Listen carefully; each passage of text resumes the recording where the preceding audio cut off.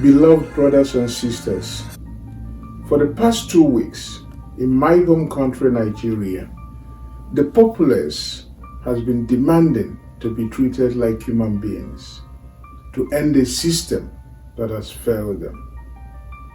A demand for their leaders to respect their basic human rights and to treat them the way they treat their own children, to love them, their fellow citizens, as they love themselves. Peacefully demanding to be treated as human beings is a demand to be handled with love.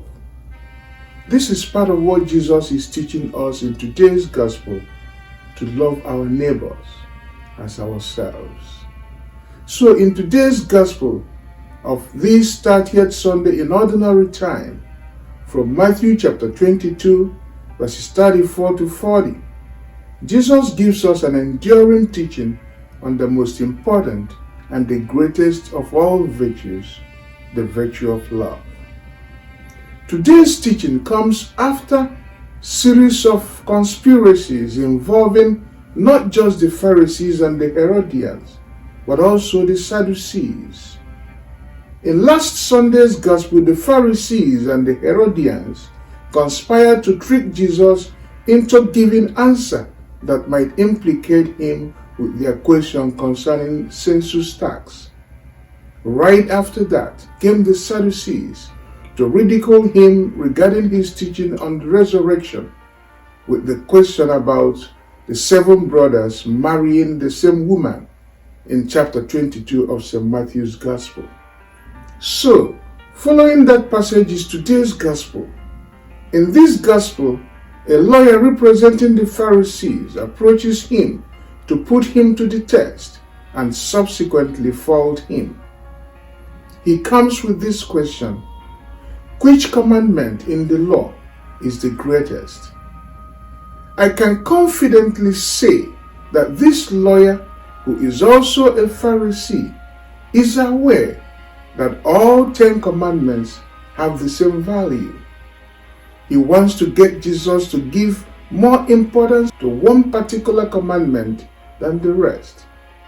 In his response, Jesus presents us with the virtue of love, which stands out as a perfect summary of the 10 commandments. According to him, you shall love the Lord your God with all your heart, with all your soul, and with all your mind. This is the great and first commandment. The second is like it: you shall love your neighbor as yourself. By setting love as the focus of the commandment, Jesus, in essence, is saying that keeping the commandments means loving. Through his answer, Jesus punctures their plans.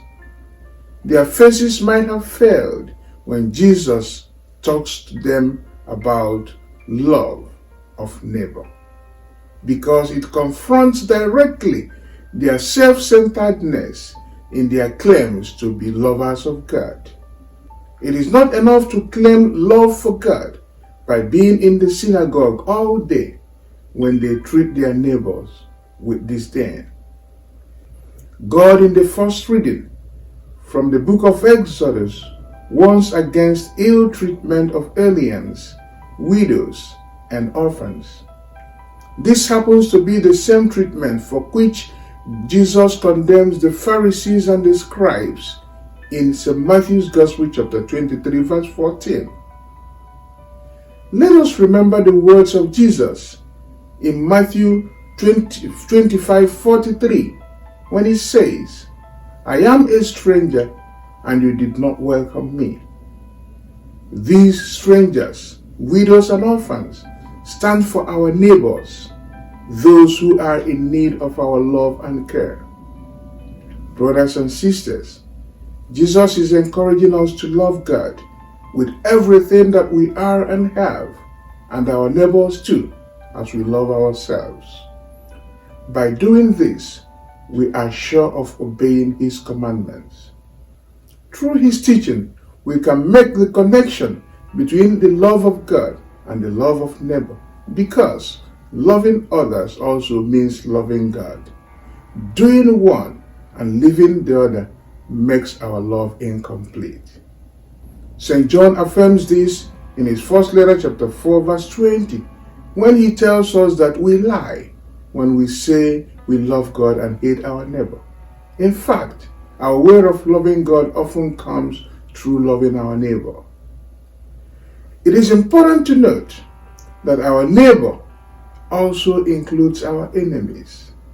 No wonder why Jesus demands in Matthew chapter 5, verse 44, that we love our enemies and pray for those who persecute us. Although this might seem strange for those who do not understand, but in this way, we truly live out the Christian life. God bless you, and thanks for listening.